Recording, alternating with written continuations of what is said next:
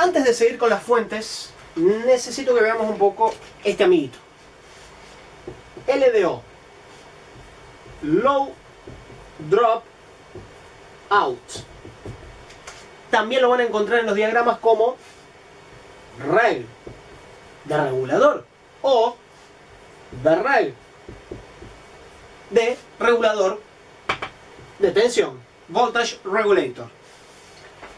¿Qué son estos bichitos? A ver, es muy simple. Son reguladores de tensión. Les voy a dar un ejemplo para que me entiendan mejor. Si yo, supongamos, tengo una línea de 5 volts que viene desde una fuente china, no sé, uno de esos cargadores de celular chino que no valen nada, tengo mi resistencia de carga, nuevamente vamos a decir que es un USB. Tiene que trabajar con 5 volts. Ahora, supongamos que esta línea de 5 volts de repente tiene caídas. ¿Qué voy a hacer para amortiguar eso? Porque mi fuente es una porquería. Le voy a poner, por ejemplo, un capacitor. Perfecto.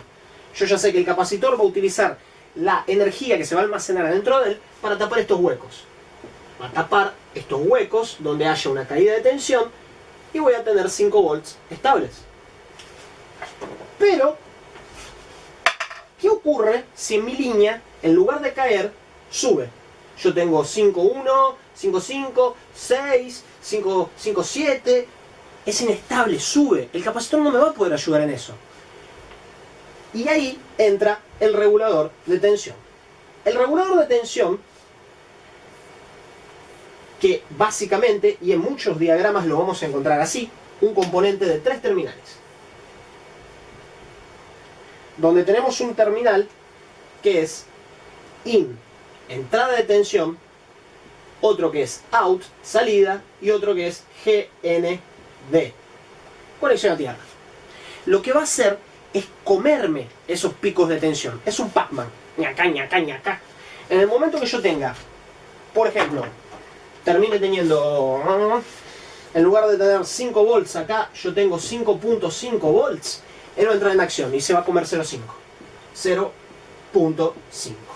A mi salida voy a tener 5 volts.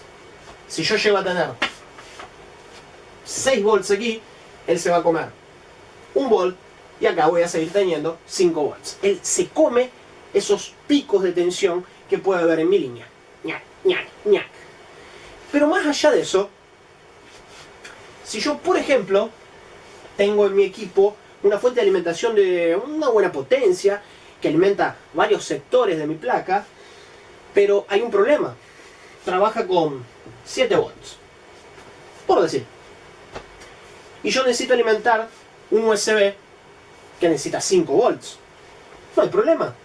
Yo puedo, de manera continua, permanentemente, dejar estos 7 volts a la entrada del regulador y él permanentemente va a tener su bocota abierta comiéndose 2 volts. Y a la salida siempre voy a tener 5 volts. Para asegurarme, esto come a más, para asegurarme también que yo tenga filtrado, por si tengo caídas, o un capacitor y listo. Si viene de más, él se lo come. Si viene de menos, esto estabiliza. La salida siempre tiene 5 volts. Joya. Para eso sirven los reguladores. Entra una tensión, sale otra. Detalle, él no va a poder subir. ¿Ok? Si yo le pongo 4 volts aquí, él no va a poder tener 5 en la salida. Él come, no escupe. ¿Bien? Pero, Cristian, a ver, vos me estás diciendo que yo puedo transformar 3 volts en 5. También podríamos transformar 5 en 3. Podríamos transformar 3,5 en 1,5. ¿Y por qué tengo que andar con fuentes de MOSFET alta, baja, pulsos, bobina, tanta burocracia si lo puedo resolver con 3 terminales? Bueno, acá hay un detalle. A menos que nosotros decidamos ignorar, tirar y escupir en las leyes de la física, esos 2 volts no desaparecieron, se transformaron en algo. ¿En qué? Calor. esos 2 volts que están desapareciendo en realidad se están transformando en calor y este componente va a levantar una temperatura considerable. Y cuanto más corriente consuma mi carga, más temperatura va a tener este componente. De hecho, un caso que les voy a comentar es que hay algunas placas de notebook que utilizan una fuente, una SMPS, un buck converter, que a su salida tiene 5 volts. Entonces alimentan varios circuitos, tiene potencia para eso. ¿Bien? Una de esas líneas va a llegar a un regulador. Entran 5 y salen 3.3 volts. Son unas placas de shooter que utilizan uno de estos reguladores. Un detalle que yo puedo mencionar es que en esos reguladores, estos reguladores no necesariamente van a tener un valor fijo. Existen reguladores que tienen un valor fijo, o sea, por ejemplo, entran 5 y salen 3. Fin. Entran 4 y salen 3. Entran 7 y salen 3. 3.3. Fijo. Y hay algunos que son configurables. Nosotros vamos a estar viendo normalmente, en esas placas que le menciono, un divisor de tensión. Vamos a dibujarlo mejor. Acá a la salida yo voy a tener una resistencia y acá a tierra voy a tener otra. Y el punto medio, que sería la salida de mi divisor de tensión, va a estar acá. Y este terminal, inclusive, en lugar de llamarse GND, suele llamarse de Adjust, ajuste, porque yo puedo, acorde a los valores de estas resistencias, yo puedo hacer que estos 5 se transformen en 3.3, o en 4, o en 3.2, o en 1.5, etc. ¿Bien? Pero, en este caso, nosotros vamos a estar viendo un regulador que recibe 5 volts, saca 3.3, tiene sus resistencias, su divisor de tensión en el terminal de ajuste, ok, perfecto. Pero ¿qué ocurre? Este componente, aún con el equipo funcionando, suele levantar una cantidad de temperatura considerable. Lo tocas y está caliente. Mucha gente inclusive, cuando tiene un equipo que no muestra imagen o algo, tocan ese componente y dicen, pero esto está levantando mucha temperatura, debe estar malo. No, acá lo que importa es que tengas 5 volts a la entrada y 3.3 a la salida. ¿Están estables? Fantástico. Listo, anda. Bien, no hace falta cambiarlo. Levanta temperatura. Porque esta diferencia de tensión no se evaporó, se está transformando en calor. De hecho, esos componentes siempre tienen uno de sus terminales con una buena cantidad de espacio para soldarlo a la placa. Utilizan la placa como disipador de calor. Si no, explotaría. Y realmente, aún utilizando la placa como disipador de calor, suelen explotar. Muchas veces este componente lo revisas y tenés 5 volts a la entrada y tu salida no tiene nada. Lo cambias y el equipo vuelve a funcionar. A veces inclusive también entran en corto. Medís si tenés cortocircuito entre la salida y tierra, por ejemplo. Bien, entonces suelen fallar estos integrados, no son muy utilizados, no los van a ver tanto. Pero vamos a ver su evolución, los primos fuertes de estos reguladores. Pero la base es esa. Un regulador de tensión es un Pac-Man que se va a comer la tensión que venga a más de lo que está configurada su salida. Bien. Entran 5, salen 3.3. Él se está comiendo 1.7. Si en algún momento llegan a entrar 5.1, se va a comer 1.8.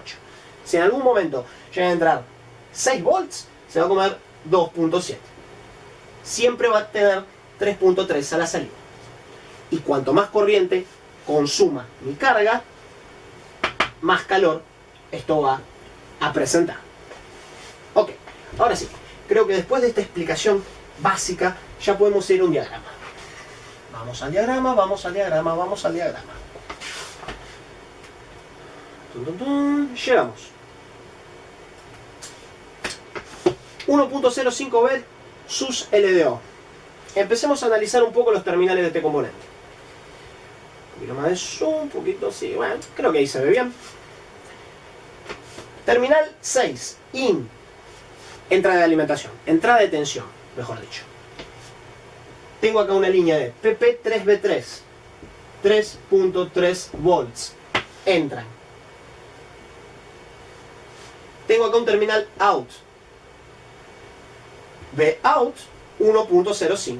De hecho la línea se llama PP1B05. Salida 1.05 volts. Entran 3.3, salen 1.05 volts. La diferencia, ñaca, ñaca, ñaca, se la come. Ground, terminal de ground. Y tenemos un terminal acá que dice THRM pad, thermal pad. Acá destacan un terminal que va a ser normalmente la parte de abajo del componente SMD, que sirve como disipador de calor hacia la placa. Pero hay otros componentes en este bichito, ¿no? Otros terminales, mejor dicho. Tenemos el terminal 4 y el terminal 3. Terminal 2 dice NC. NC, por favor. Not connected. No sirve, ¿ok? Terminal 3. Este es el más interesante de todos. Terminal 3 EN. Por favor, siempre, a partir de ahora, si ya no lo hacían, siempre que vean un EN, presten atención para asimilarlo con Enable. Enable, habilitador. ¿Qué va a ocurrir con este componente? Por más que yo tenga tensión en la entrada, yo no voy a tener tensión en la salida hasta que yo no tenga un estado alto en el terminal de Enable. Cuando yo tengo un estado alto en el terminal de Enable, ahí sí empieza a funcionar, si no, no. 4. V-Bias. V-Bias viene a ser una entrada de tensión secundaria para alimentar este componente. Los circuitos internos que tienen sirve para optimizar los recursos, para que sea más eficiente, ¿no? Suelen ser componentes bastante eficientes, lo único que no logran entregar una buena cantidad de corriente. 0.35 amperios. 350 miliamperios es lo máximo que este componente va a poder entregar en su salida. Ya sabemos que necesitamos tener tensión de entrada, tensión en V-Bias, que son básicamente dos tensiones no está bien decir alimentación, pero tensión de entrada, ¿bien?